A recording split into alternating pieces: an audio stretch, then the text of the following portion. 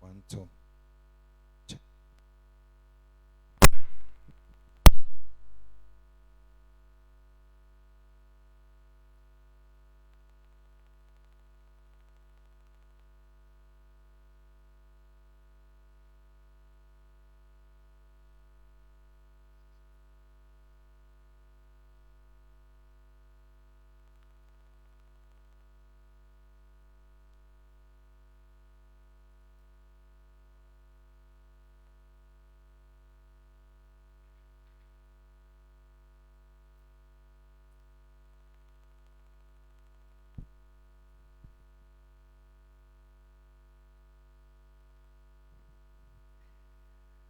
Good, good evening, ladies and gentlemen. Good evening. Welcome to the TBH show this Sunday.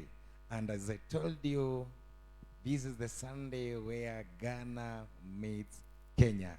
We have our friend who is coming all the way from Ghana and is coming here to share very important insights in relation to our topic tonight. And today we are exploring the theme, if the foundation is destroyed, what shall the righteous do? And in this context of Generation Z, we have two esteemed apostles. We have one from Kenya, and the other one is with us all the way from Ghana. And tonight we shall venture more on Generation Z. Tonight we shall know, we shall understand this generation, because it has come to our view and to our understanding whereby most parents, they are claiming that they don't understand Generation Z. But who are we to blame? Is it the Generation Z or the parents who are parenting Generation Z? So as we dive into this topic, we have a lot to know. We have a lot to discuss. We have a lot to learn. And our guests are very ready to dive into this topic. Come with me in studio as we engage with them in this topic, the Generation Z. What shall we do? What shall we do in Generation Z? And so it is me, Willie Mutwiri, and kindly I would like you walk with me in this journey, in this show. Karibuni sana. So I think I'll give our bishop this mic. Okay. So I think we are audible. We are audible enough. So welcome to the TBH show. Thank you very And much. I know the apostle is not new in this show. You're not new in this show, so feel free kindly. This is TBH show. TBH means to be honest. To be honest show. So this is the best platform if at all you want to understand matters to do with relationship, marriage, and mental health. Okay. We cover all those aspects in this show. And to our viewers back at home, I take this opportunity to welcome you from wherever you're watching us from. Welcome to our show this night, and kindly walk with us in this journey to understand Generation Z. Also, I feel this is a very tricky generation, but in the other end, this is a very serious and a focused generation. Yes. But we'll have to understand Generation Z. So kindly, wherever you're watching us from, I want to welcome you officially to our show. And as our culture suggests, if you join our show, kindly make sure you tag 3, 4, 5 people. Make sure you tag 10 people in the comment section. And also, you can give a phone call to anybody you feel like he or she should be in this show this night. And also, I would like you to use your social media platforms to share the link of the show, and it will be so great, so that we can be able to reach a large number of people, and so that we can be able to understand this generation together. And for this reason also, before we start our show, I would like to take this opportunity to welcome every lady. We are having a very wonderful event coming on this month, from day 28 and date 29. It is the TBH Ladies Summit. And I'm telling you, if you're a lady out there, you're watching us, kindly, you can't afford to miss this summit, because there are very wonderful insights to learn on this day, on these 2 days. And also we have a great lineup of guests who will be speaking to the ladies on on those 2 days. So kindly make sure you tell a lady to tell a lady until the chain is complete. You invite them for me and on my behalf. So welcome to the show. We must start with the introduction, so that we can know our guests. They look wonderful, they look amazing, they look sharp, they look focused, they look anointed, they look very ready to dig deep on this topic tonight. Karibuni sana. In Kenya we say karibuni sana. Welcome so much. Thank you very much, sir. Wow. So in a way of introduction, kindly tell us who you are, where you come from, what you do, and we shall proceed. Okay, my name is Reverend Eugene Owusu Jakari. And, Wow. Can you mention that? Eugene Owusu Jakari. And I'm the head of missions, though I'm the founder, but I come as a head of mission for the Righteous Vine Missions.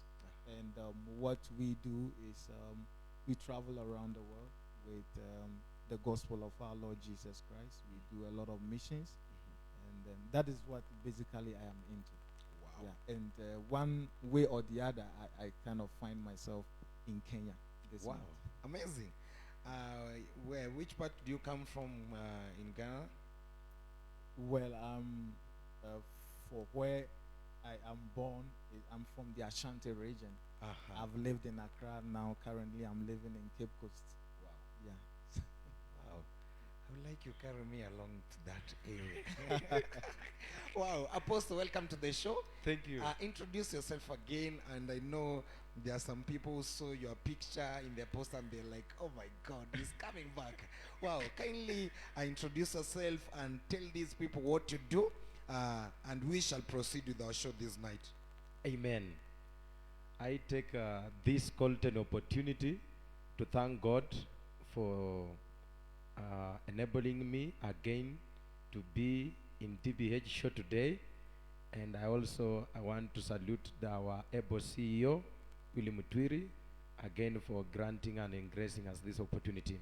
My name is Apostle Jerry Mapesa from Mumias, Kakamega, and I am the presiding Bishop of Glorious Nation Church. And by the grace of God, I am the one hosting the man of God, Reverend Eugene Chakari from West Africa, Ghana. And earlier on when I was on this show, I had told the man of God that next time, by the grace of God, I gonna come with a visitor. And I have fulfilled my promise. So I don't have any debt. Wow. Truly, hey, I really saw it like a dream, but I think it's now confirmed. Yes. Wow, thank you so much. Amen. Welcome so much, Apostle. Should I call you Apostle or Bishop? my name is just okay. Eugene is okay. Thank you. Okay, welcome so much, Eugene, in Thank Kenya. you very much. I think, how is Kenya? I'm enjoying my time in Kenya so far. It's been amazing. Okay.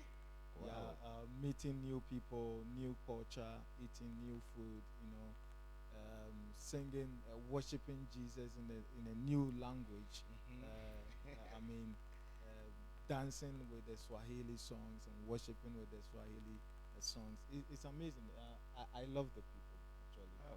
Yeah. I know this man might have stretched your shoulders. You know they have a very funny dancing style in Western where he comes from. Oh yes, Yeah. yes, You yes, tried yes. it? Yeah, I've tried it a couple of times, and I think I love it. I love the Wow. way they dance. I love the way they worship. I Wow. love the music. Uh-huh. And sometimes when you go to places and you see people worshiping Jesus in different languages, it's amazing. Wow. It just tells me how big the kingdom of our Lord Jesus Christ is, and meeting new brothers and sisters in the kingdom is just wonderful. So I love it in Kenya so far. Wow, amazing. So Jerry Mapesa, Yes, sir. starting with you, Yes. What is your understanding for this topic tonight? Um, my understanding today about the this generation Z that we're gonna discuss about. This is a generation that, in one way or the other, that they are called Summers, and we can say that is the demographic cohort that comes after millennials and proceeds after generation Alpha. And most possibly, this generation said these are people or gentlemen and, and ladies that were born in between late 90s and around 2010 to 2012. And mostly they are ranging from the year 12, most of them they are in between 12 years to 27 years.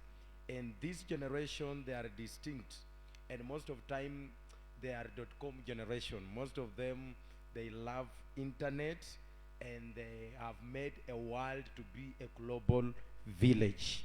And there are people who are very much futuristic, people who are ready to work, people who are ready to invest, and also to some extent controlling them is difficult more. So those who are ranging from 22 years to around 25 years. Yes. So that's what I can say as per now. Okay, that's amazing. And to back to Eugene, the apostle. So, what are the foundational values that you think you can share with us that this generation Z deserves or needs? Well, I think the man of God has elaborated, or let me say, described the generation.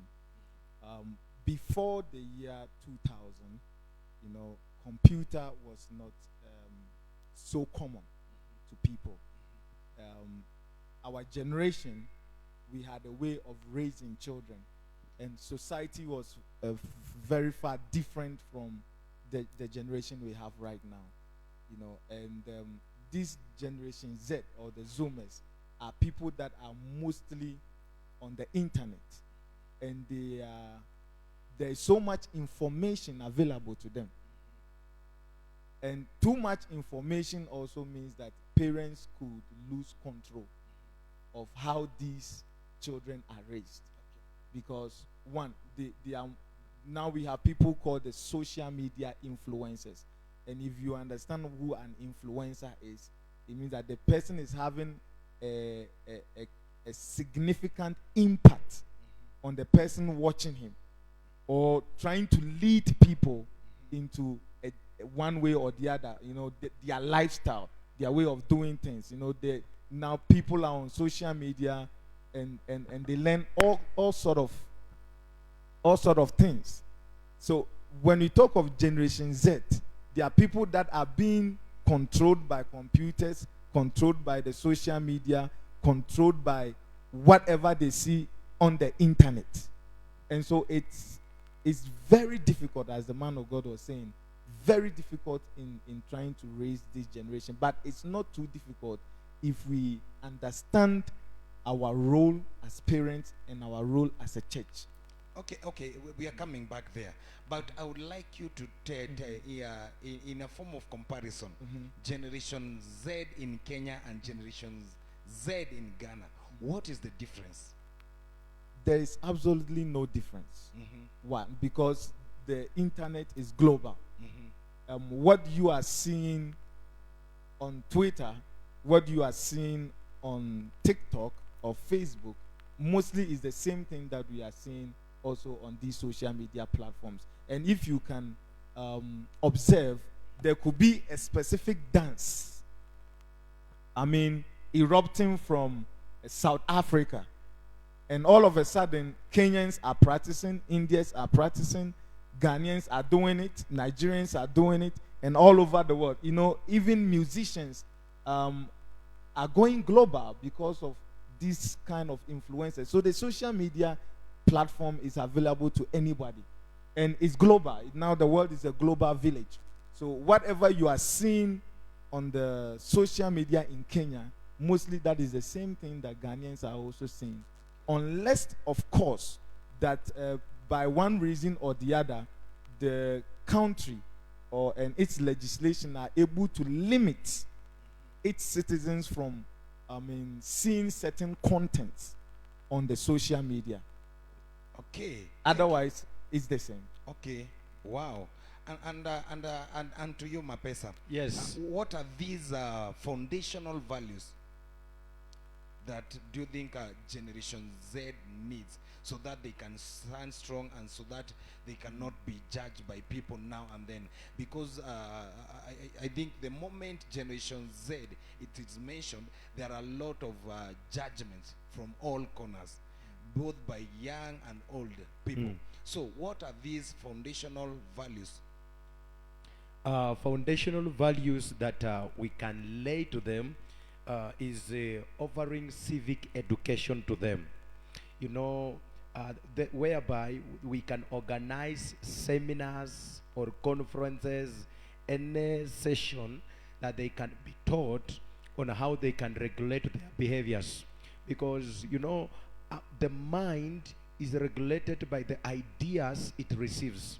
So if we offer positive civic education to our gentlemen and ladies, and they realize the adverse effect of the modern one on the things they are doing because of environment, they must understand that an environment can either influence you positively or negatively. So if we allow them to be exposed to negative things, most possibly they will start doing those things. And if we educate them and help them to regulate on the things they participate in, because some of things that affect people is the things they see by eyes and they hear. But when we offer them education, it will help them to regulate which environment will they go or which environment they need to do what to avoid. So one of the guideline or principle or the foundation is offering them civic education adequately. So I call upon the government, I call upon NGOs, I call upon churches, the Body of Christ, to offer required education to our peers so that they don't fall into the trap. Because if they lack this education, they will start doing immoral things which will have an effect even to the adults and even to the juniors. It will be set as a bad example. Thank you. Wow, amazing. Yes. So as we proceed, there are these our viewers who are watching us. I see Jennifer Buyanzi. I see Praise Mercy. You're tuned in. I see Jail Wangwe. Welcome to Kenya, man of God. I see Sheila Tate. I'm a Gen Z. Nimefika na my enemies keep quiet. Okay, Tashokusi, you're saying ndio uyu mimi. Okay. Okay, keep your comments coming. Keep on sharing the link. Kindly keep on reminding people that our show is live, and let your questions, because kuna mtu hapa aliniambia that leo atauliza maswali. I'm really waiting for your questions. I'm really waiting for your questions. I know Tash told me that he has a lot of questions to ask in relation to Gen Z. Kindly, I'm waiting for your questions. And kindly, please, help me to share this broadcast. Help us to tag people. Help us to tag as many as possible. Help us to tell them that the show is live. And we are talking deeply on issues related to Gen Z. Karibuni sana. So, back to you, Eugene. We have seen that people characterize Gen Z to a lost generation. Most of them, they will say that these are the people who are rarely seen in churches.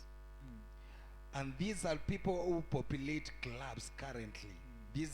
They are characterized with the clubbing and all sorts of things. Do you believe that's the case? Well, first of all, I want to add a few things to what the man of God said in the foundational values. Every child is born into a family. Sure. The social media can be controlled. Even with television, there is something called parental control. When you give a child an iPhone, you can still control what the child is actually doing on the internet. So the church has a role to play. Parents have a role to play. The internet is not all bad.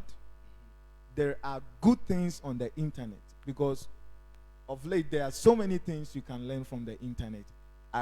If you use artificial intelligence, you ask any question, about mathematics, chemistry, whatever. Okay, It gives you as answers. you continue, allow me to cut you short, man of God. Okay. What are these things that that characterize a Gen Z person? I think that the Gen Z people are more intelligent. Mm-hmm. They are more daring. Mm-hmm. And they have so much information at their hands. Yes. And they are more realistic too. And they love to ask questions, and very critical questions. Yeah. So you cannot, unlike in the past generations, where whatever your father tells you is true, whatever your mother tells you is true. Now they have access to the internet to actually question what you are telling them. It is difficult to lie to a child in this generation, because the truth is available to them. They can access the internet, ask Wikipedia any question, ask Google any question.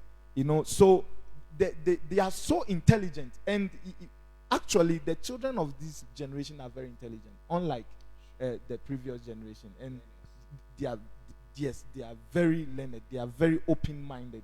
They are able to access information from anywhere. And to me, they are not so bad. We can't characterize them as a bad generation or a wayward generation. Rather, there are bad things on the internet, or there are bad information they could be receiving which could influence their lives. And that is where the church and parents come into play. Okay. And Mapesa, Yes. you are a pastor, Yes. pastoring a church. Yes. Do you feel like the church has neglected this generation? Because this is a generation that will come in church with crocs, dreadlocks, yes, Yes. with jeans, Mm. unlike the millennials. Yes. So this is a generation that will come with its own fashion in church. And most of the time, the pastors are pushed to judge these people, to push them out of the church, thinking that they are like bad people. They're coming to steal. They are coming to defile the girls in the church. You see, and most of these people, they will be pushed away from the church. Do you feel like this generation has been neglected in the church? Do you feel like Generation Z has been pushed away from the church? Okay. I will give it 50-50. Whereby I will use, for example, I will use like a father, and a happy Father's Day to all fathers who are watching us. Wow. Yeah. Now, if you are a father in the church or a mother in the church, and you are the one leading people, you must develop what we call leadership skills on how to handle the Generation Z, the millennials, all the generations that are in your church. If you neglect Generation Z, you are losing the future church, because this is a futuristic people. So if you neglect them because of some of things they have adopted, and maybe you are not comfortable with those things, maybe some of them, they can make themselves, their hair to look like girls. Those are boys maybe. And some girls also, they can shave like girls. That is, they have tried to modernize their cultures. So as a father or as a pastor, let me say, as a pastor in the church, you can involve talks with them. You don't need to chase them away.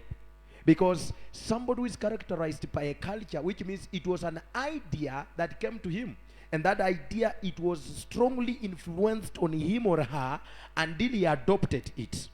So if maybe there is a culture that you as a pastor or a mentor, that you want the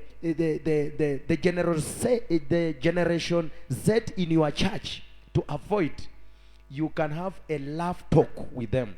But if you rebuke them publicly in the church, some of them, they feel offended, and they will never see a need to come in church again. So I will advise to pastors and mentors to know on how to approach this matter.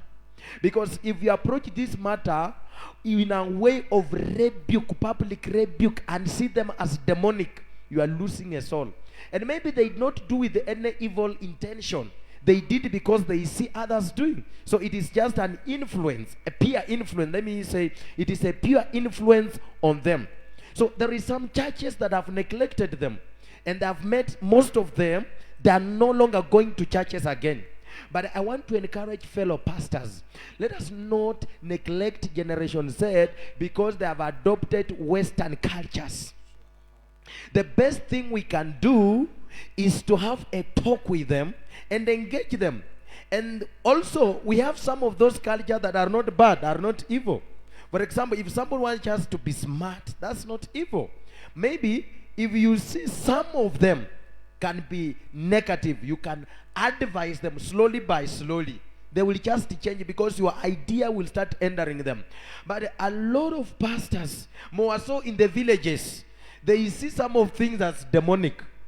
But maybe some pastors in towns, they have been a little bit civilized, and they can understand and have interaction with them slowly by slowly until some of them they can transform. But not everybody who has been civilized by the Western cultures, they are practicing demonic things.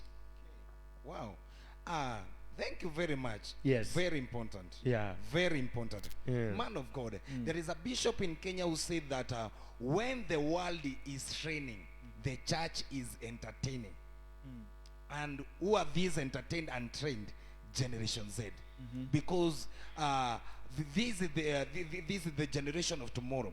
These are the people we are looking for to tomorrow to raise those foundational structures, both in the society and in the church. So this bishop said that when the world is training, the church is entertaining.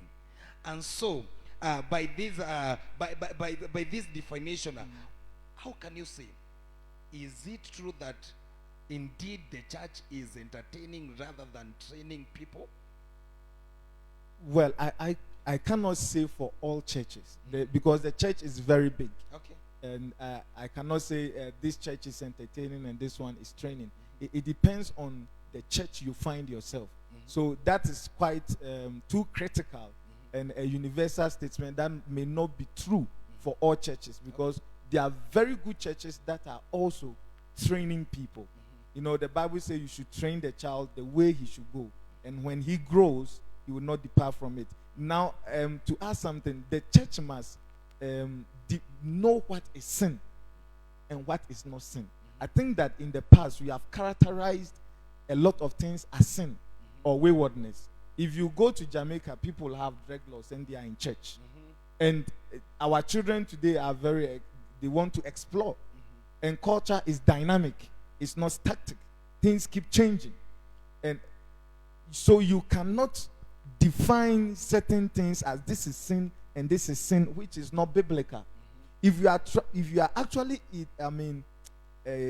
giving the children the right values and virtues from home and in church, you know, they know how to speak, they know how to respect, they know how not to abuse people. They are humble, they are obedient, they are respectful. So it doesn't matter whether the child has kept the dreadlocks, but we should also know how to define what is decency in the church. So the church has a lot of things to do actually in training the children. But most importantly, I actually put a lot of blame on parents. Okay. Because we are coming there. We are coming there. Apostle Mapesa. Yes. Do you feel discipline has changed from the millennial generation and the Generation Z generation? Because as for our time, because I'm a millennial, Yes. my friend, hey, we used to be disciplined thoroughly. I was telling people in the church today, one thing that makes me to admire my dad and remember my dad, he once took an umbrella. He beat me with an umbrella until he attracted crowd. He attracted such a large crowd. He beat me with an umbrella until it was completely destroyed. And from that time, I hated him for a while, but I received some insight and some discipline on how I should carry myself in this life. So, based on the current generation, we see Generation Z. It is a generation where we see the parents do not cane their children. There is no tough discipline as compared to our time. You see, the discipline has totally changed in Generation Z as compared to the millennials. Due to this cause, do you feel like the lack of that thorough discipline has made this Generation Z to divert from the right way of them growing uprightly as they are needed to grow? Because ukiangalia sana, especially to our African culture, Yes. discipline was paramount those days as compared to these days. Discipline was paramount. Yes. And now speaking Mm-hmm. in the office of a parent, Yes. what should parents do? Should they return the discipline culture again to Generation Z so that they can straighten up, or what should they do? Okay. Thank you for the very wonderful question, man of God. You know, I want to thank God because of our current government, which allowed many organization bodies to be in our country that protects human rights. Because when we compare those days, for real, some parents were cruel. They used to beat their children, flog them up, until even some they could have major injuries on their bodies. So because of government coming in and regulating, it has really changed something. Now, for me, what I will say, you discipline, but out of love. There is a way you can discipline through instructions, and there is a way you can discipline through a whip, but out of love. You don't discipline to injure. You don't discipline to bring destruction, but you discipline just to correct. And if wisdom is also one way of discipline, if you release wisdom in your children when they are still young, the Bible says, teach your children so that they will not part from it when they are of age. So wisdom, you can discipline them through wisdom. But we have some age, you can discipline with a whip, but out of love. Amen. Okay. Yes. Man of God, we have seen currently. I don't know that this is the same case. This is the case in Ghana. We have seen that most of the suicidal cases in Kenya, young people, Generation Z. Yeah. Most of the most abused relationships, they come from Generation Z. Yeah. HIV cases, Generation Z. Yeah. You see, so how do you feel like we should regulate all these evil cases so that we can secure a generation for tomorrow? Good parenting. How? Because you know what used to be good in the 90s, the way a man of training children in the 90s may not necessarily work in this generation. Okay, and as you support that point, I would like also you answer this question. Do parents currently have time with their children? Yeah, that is where I'm coming. I'm actually arriving at. Parents who do not have time for their children and have time to control what their children are doing on the internet, and do not have time to even know the kind of friends their children are keeping, are likely to lose their children.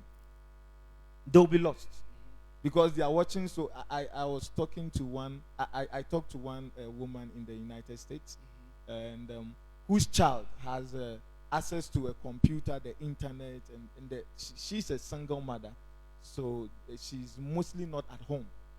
And this boy started this LGBT gay with another. He's a young boy, about 12 years.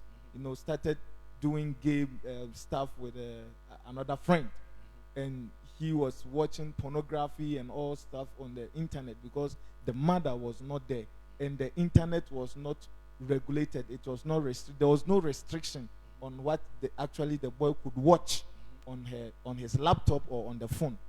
And this loose kind of parenting will actually let us, lose our children.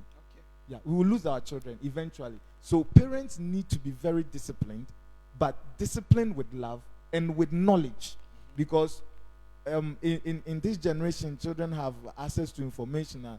They know their legal rights, that they can't be beaten, they can't be doing, so they will stand up to you, the parents, if you are not doing the right thing. So we must find a way to discipline and a way to also, guide them on the right path. Okay. Wow. Apostle Mapesa, Yes, sir. at what age should the parents teach their children about sex? Because this has it has raised a lot of controversy, because most of the parents, they feel like we need to teach our children things to do with the sex while they are still young. They have the knowledge of the sex while they are still young. But we have seen most of them, they have tried it, and these children, they have ended up trying to do what they saw and what they were taught by their parents. So I would like you to advise us and tell the parents outside there, at what age should children be taught about sex? Okay. So on that, I will go into the world of biology, because we have some girls at the age of 9 years, their hormones, they are very much active. That's why even in our curricula in our country, Kenya, they start teaching students about sex when they are in class 6.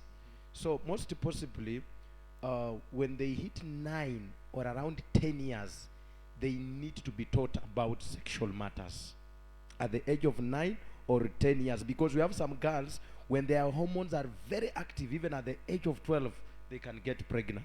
So you can delay to teach them, fearing that you will make them to know, and somebody can lure them, because we have seen sex abuse.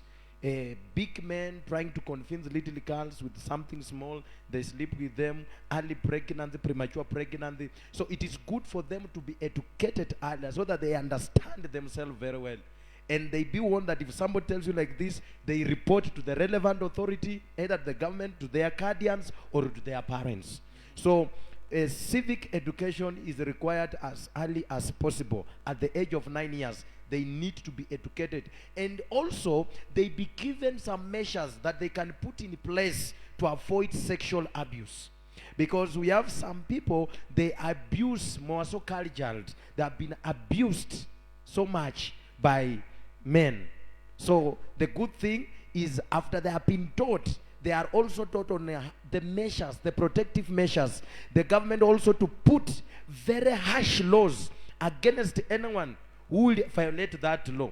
Either he can be imprisoned, or he will pay a big fine, so that it will create fear in people not to cause damage on our young girls and also our young boys. Sometimes, although they are mistreated by old mamas, Okay. which is not right. Okay. Wow. Eugene, also, I would like you respond to that question. Yes. For a Christian home, and depending on your geographical location, if you are in the Western world, like the US, Canada, and other places, the children are already being taught sex in school, and they are being taught about same sex and all that. So as a Christian parent, you don't actually have time. Whilst you need to observe the changes in the bodies of your children. There are some parents that do not even know that their daughters or their sons are get into adolescence, and there are hormonal changes in their body. So before the world teaches them, you must start teaching them. Let them know the right knowledge about sex, and the biblical knowledge about sex. And do not permit the educational system or the society or social media to teach them before you, the parent, begins to. And even the church has a responsibility towards the youth and the children on sex education. Because if we do not take that responsibility, the educational system is doing that. In Ghana, I think children at grade 4 or grade 3, they had some sections in their textbooks that was about sex. So if the parent, you are not even looking at what the children are learning in schools to actually teach them the right thing at home, or the church is not looking at the curriculum to teach them the right thing at schools, in their homes or in the church. Before we are aware, they come with a different information about sex and a different knowledge about sex and what their peers are telling them, and we will lose them eventually, because if we like, whether we like it or not, the world is fast advancing, and people have consciously decided to spread this same-sex marriage, LGBTQ plus, all around the world. I mean, it's been enforced on African countries, just that some governments have stood their grounds, and we are still, I mean, persevering. But I mean, it's going to get to a time, and looking at how African countries are borrowing money from the Western world, it's going to get to a time that some of these laws will find their ways into our legislation, into our constitution, and then it becomes a law that, I mean, a boy can marry a boy, a girl can marry a girl. So we have a great responsibility as a church and as a family to begin training the children and teaching them the Bible way. I mean, the Bible way of sex, the Bible knowledge about humanity, the Bible knowledge about our bodies, the natural carnal knowledge. We need to begin to teach our children right from home and also in the church. Okay, and if I may ask this question, which role should government play to ensure there is a safe space for Generation Z? Well, the government should be able to control what their citizens are watching on the internet. Now, recently in the United States, they were passing a legislation to ban TikTok. Why? It may be due to one or two reasons. It means that content can even be blocked. In China, in North Korea, and other places, you can't get certain content on the internet. So African governments should, I mean, take that lead in deciding what our students or our this generation are actually seeing on the internet. And we have the technology to do that. You can block so many things on the internet. You can block access to pornography. You can block access to certain content on social media. You can decide on what people are actually watching on social media. So the government has a lot to do, I mean, in protecting this generation from waywardness and from, I mean, bad information. And especially when African government in Ghana, we just passed a bill to about to prevent this LGBT from entering into our country. You know, so the government can also go the extra mile, you know, in preventing the youth from seeing some of these content on social media. Wow, thank you so much. Yes. And I hope this one will reach the government offices and the relevant authorities. And so, Apostle Mapesa, Yes. I would like to ask this question to you. We have seen that most of the children, young people in Generation Z, they have grown up without both parents. For instance, we have seen that there are a lot of divorce cases. Yes. Well, while these children, they are still young, and so you'll see that these children will grow up with a biased mentorship, either from the mother side or from the dad side, and so at times they will not know how to have a good father, how it feels like, and most of them they might feel they might not know how having a good mother and mother's mentorship feels like. So in such a scenario, how will we help this young generation in a scenario where the parents have separated while the children are still young? And also would like you to shed some light, because we have seen instances where some parents will poison their children on their parents, especially the father or their mother. You see, so and these children will grow up with a poison mind, that I don't think I have a father in this world. I don't think I have a mother in this world, based on the information they received about either their mother or their father while they are still young. So help us to understand when parents separate while their children are still young. So how will these children grow? Okay. I normally tell people that truth is like a lion. Just release it in any environment, it shall defend itself without soldiers. Most of children who have been raised by a single parent, right?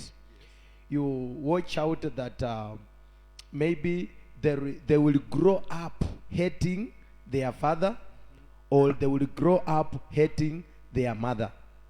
Now, you know, the way God created us, there is that motherly love, motherly care, and motherly education that needs to go to any child, either you are a boy or you are a girl. Likewise, a fatherly love, fatherly care, and fatherly protection need to go to any gender. You cannot say that I am a girl, so me I will just depend on the knowledge of my mother, or I am a boy, I will depend just to the knowledge of my father. Now, we as parents, we need to put out some measures, because divorce do happen sometime under right conditions. It has already happened. But as a father, if you are sensitive enough, there is some things your child needs to learn from a motherly figure. So if there is things that you feel uncomfortable to teach your daughter, it is good you look for a mentor who has a motherly spirit in her, so that it can teach motherly values or woman values to your child. Because if you will wait until the world will teach her, she will get spoiled. Because most of the education outside there needs to be controlled from our family. Let the first-hand information be from somebody whom you know.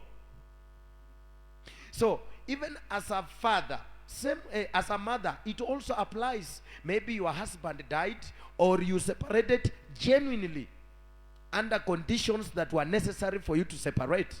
But one thing you must know, that there is some education needs to come from a fatherly figure. Either you can use the uncle of the child to train him, for him to understand himself as a man, or even you can use your pastor, or you can use a teacher, you can use anybody, but in the form of a man. Don't take everything on yourself and say, I am a big woman warrior, I can do everything, or I'm a big man, I can do everything. No. There is some things, even in our society, there is things that it is only your grandmother and auntie will tell you. Your father and mother, they will never tell you. That's why it's also good to allow our children during holidays to intermingle with their aunties. But also we have aunties that are so wicked. If you realize such aunties are existing, just let them go there, just greet them because of family relations and come back. But we have good aunties. You can allow them to come socialize with them, because a good auntie will act as a mother to your child and train her to know herself as a woman in the society. Okay. Yes. Thank you so much. And maybe briefly, Eugene, if you may respond to that issue. How should parents, how should they co-parent when they are separated? How should they do the co-parenting thing? Co-parenting is going to be, it's actually a very difficult thing. You know, what I would say is, if you are not ready to be a parent, then don't give birth at all. Don't make children if you are not ready to be a parent. Parenting is a responsibility. So if you are not ready to take up that responsibility, then don't go into it. and I will talk in the perspective of Christian homes. You know, divorce is not a good thing.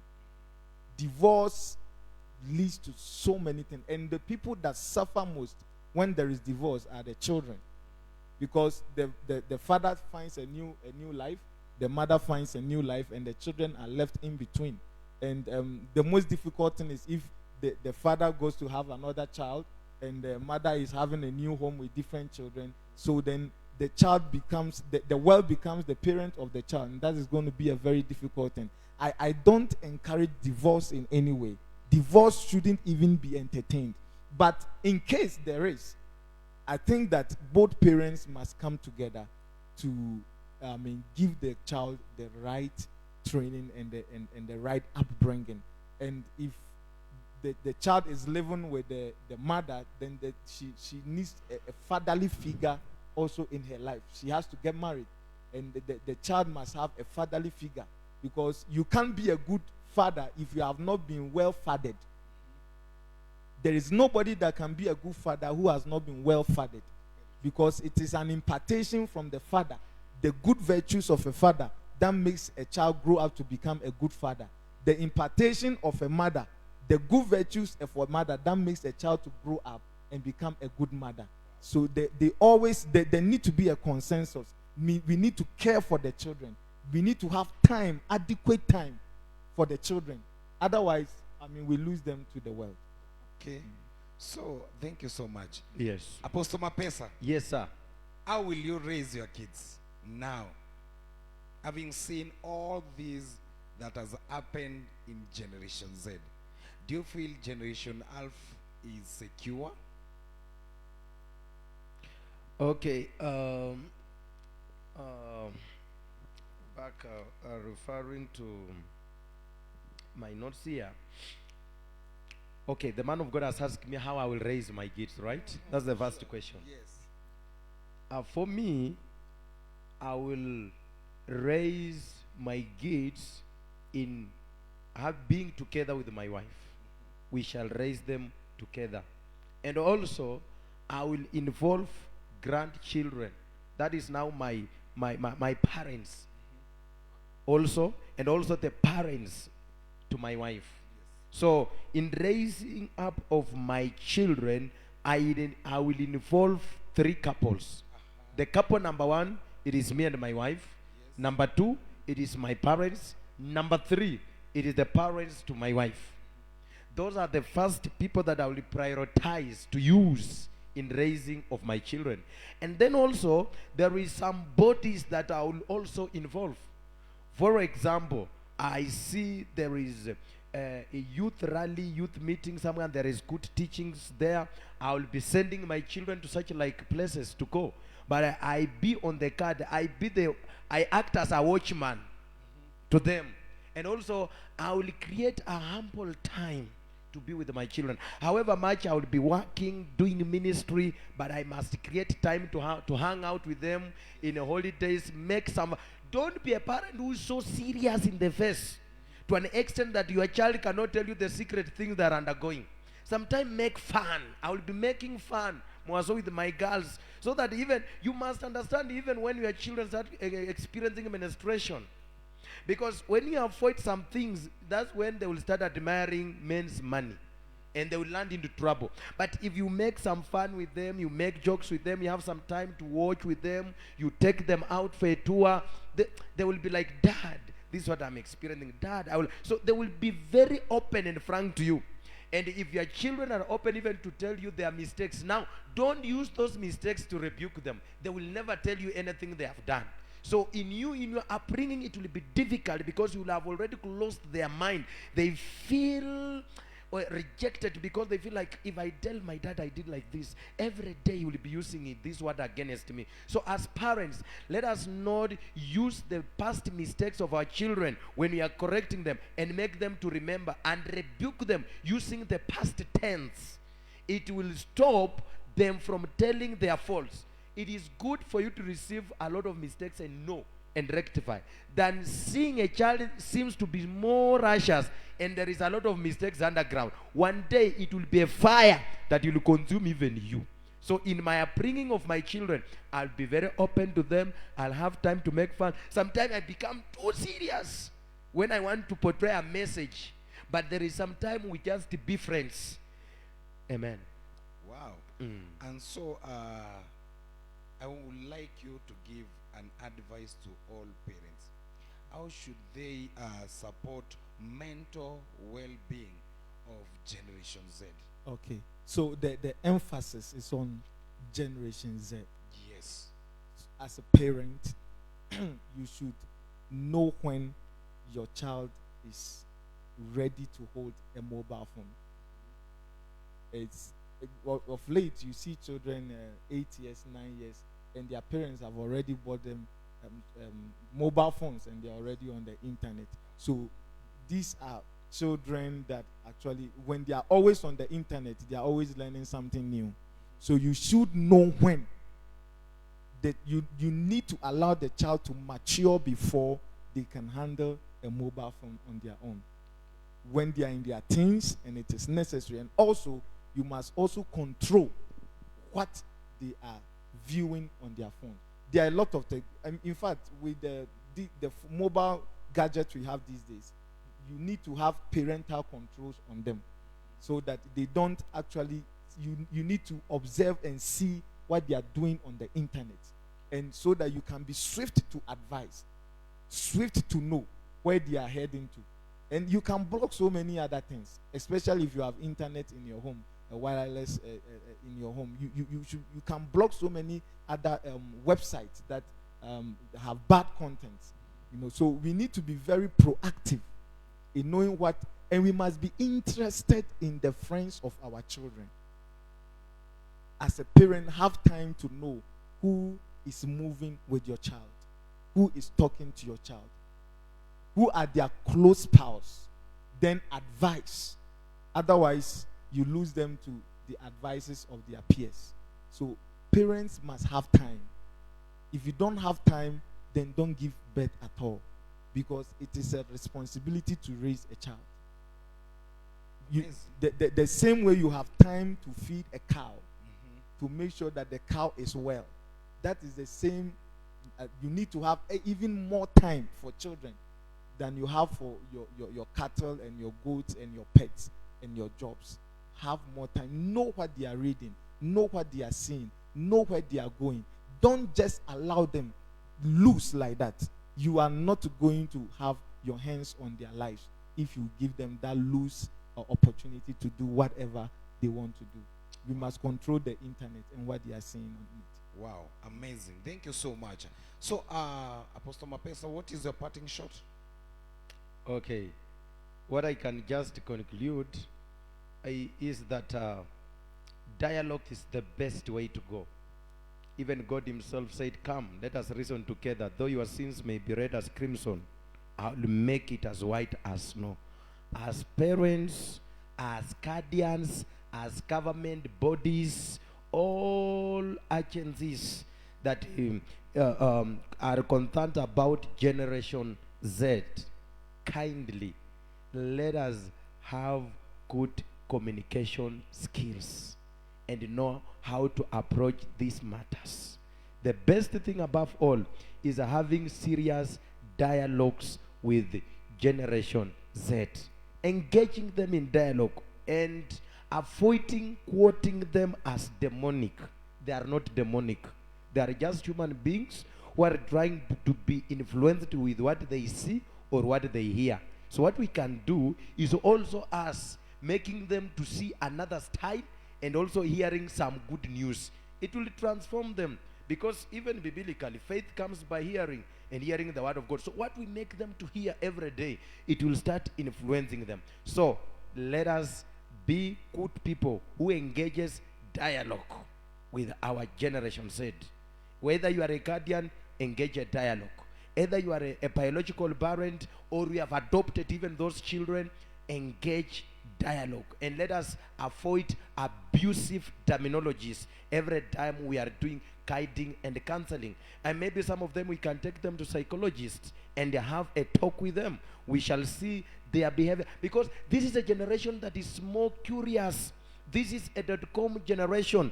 This is a generation that loves traveling. They love saving. They love doing things at the touch of the button. Because we, even as accountants, we don't need to write a lot of things. Things have been interneted. So let us encourage them also to use internet, but in a positive way. Let us also not ban them so that they cannot access modern things, because the more you limit them, they will feel like we don't bother them. But we encourage them, we tell them what they are right to do, and we support also their vision. The moment we start supporting their vision and guiding them and being available, availability matters. Availability matters. We must be available to our children. That's even how the husbands, sometimes we just talk about our wives, they are bad and whatsoever, but what causes them to change is because we are not giving them attention and we are not available to them. The more we shall give attention to Generation Z, be available to them. Our government allow many bodies to come in, organize many seminars, organize many retreats. Let them feel that they are loved. After that, we will not see a lot of troubles coming.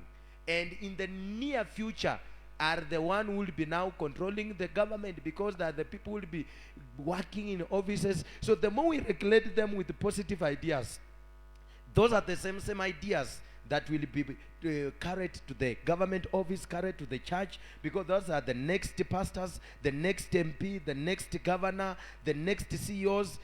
Those are the next, they are futuristic, these are futuristic generation. So let us love them, because as per now they range from 12 years to around 27, 28. So let us be mindful of this generation, knowing very well that this generation will help even our economy to stabilize, because they are very much energetic and ready to work hard.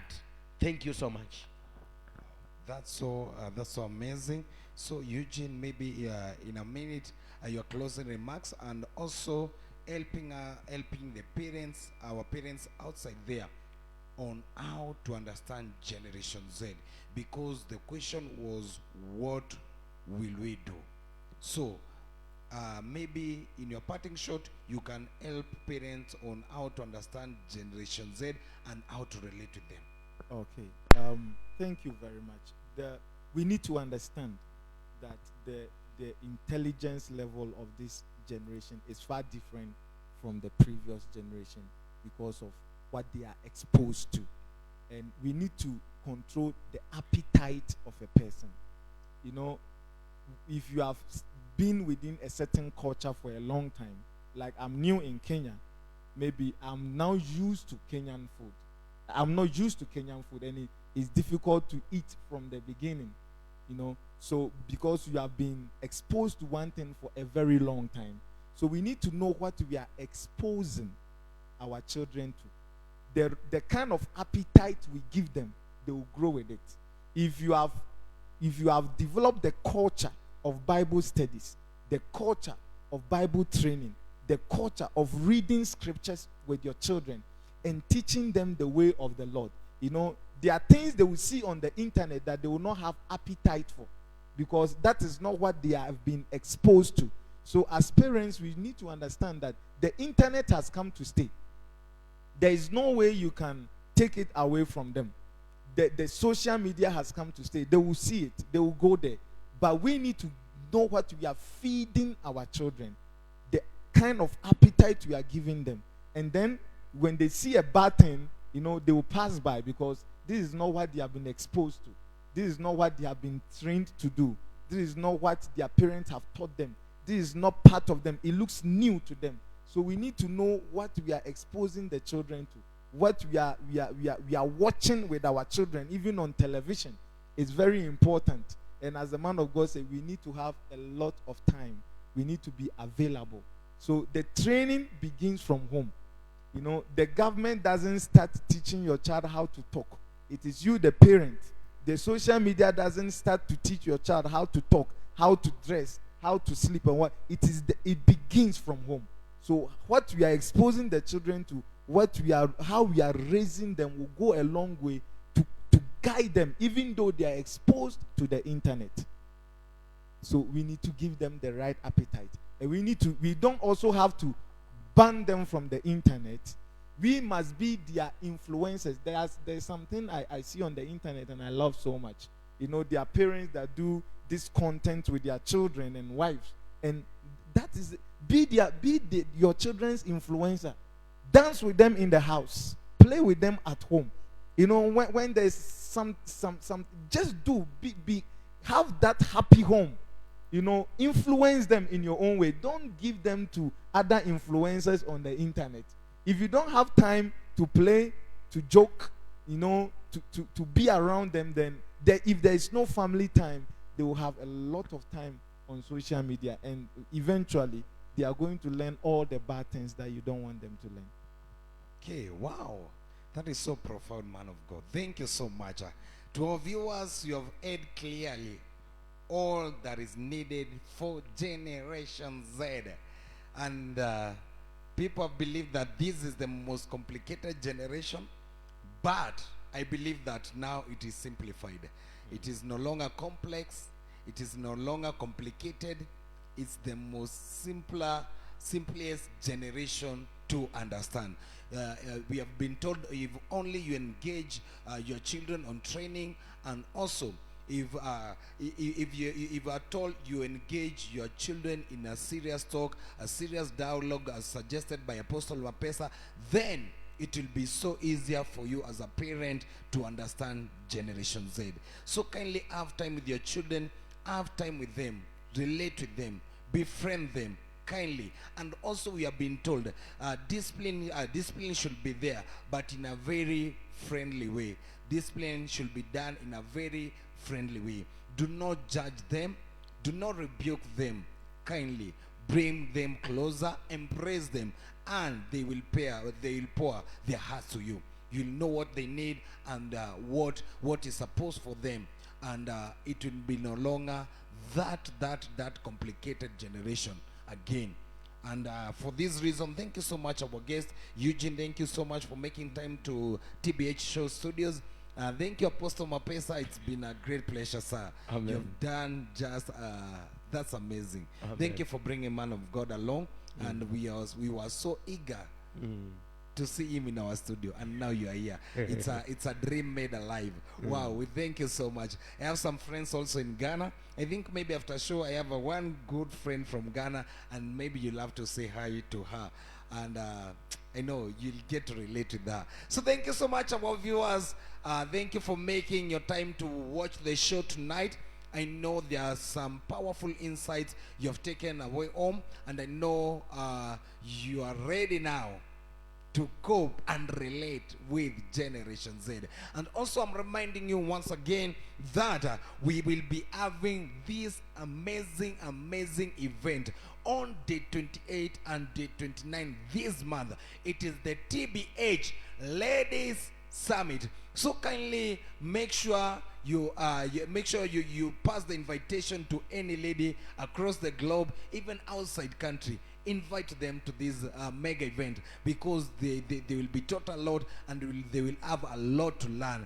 And also, if at all you feel you like to partner with TBH, especially to support the upcoming Ladies Summit, kindly, our number is there. Our number is projected in the bio. So kindly, if at all you feel like you like to support with us, to support to all this meeting, so our number is projected there. And if I told you to do that, it will be a great pleasure, and we'll appreciate so much. So without further ado, allow us to end our show there. Until next Sunday, same place, same time. And we have something special for men. Next Sunday, we have something very special for men. A special talk for men. And also, not forgetting to all fathers outside there, and the upcoming fathers, I would like to say Happy Father's Day. Happy Father's Day to you all. And may God bless you. Have a lovely night, and see you next time.